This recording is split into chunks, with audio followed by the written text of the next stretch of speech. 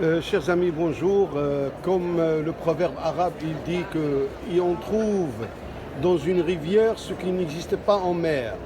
Et bien voilà, on est au salon Maison et Objets ici à Paris dans cette édition janvier 2025. Et voilà, c'est une société qui est à Saint-Maur dans le Val de Marne. Et comme vous pouvez le remarquer, là c'est le. Ça veut dire ceux qui apprennent le Coran, ils écrivent ici quelques versets et ils l'apprennent par cœur. Après, ils lavent cette ardoise, ou bien cette tablette, et ils écrivent la deuxième partie, ainsi de suite.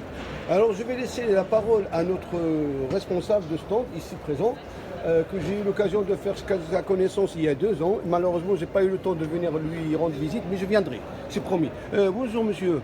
Oui, bonjour. Voilà, alors il s'avère que vous présentez des objets originaux, pièces uniques. Originaux, anciens, et qui ont servi ou au culte ou dans la vie quotidienne. Et en l'occurrence, pour ce qui est des ardoises coraniques qui sont présentées ici, elles viennent du sud de la Somalie, chez les Giriama. Et ce sont des ardoises qui ont une forme très spécifique à cette région. Elles sont très longilignes.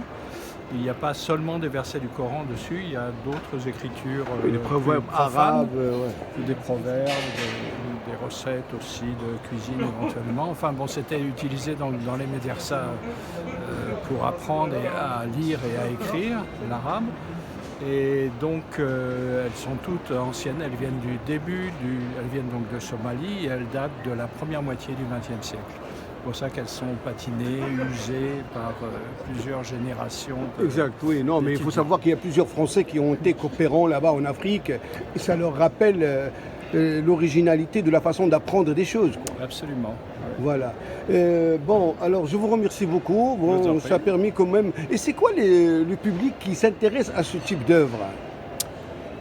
Il peut y avoir des décorateurs. Souvent, c'est pour les pays du Golfe Persique, parce qu'évidemment, ils retrouvent leur culture, même si elle est un petit peu déformée dans les textes. Et puis, ce sont des objets anciens. Donc, c'est à la fois un objet de décoration et à la fois un objet chargé d'histoire. Merci beaucoup, c'est très très gentil. Merci. C'était le responsable du stand qui nous a donné ces explications. Voilà.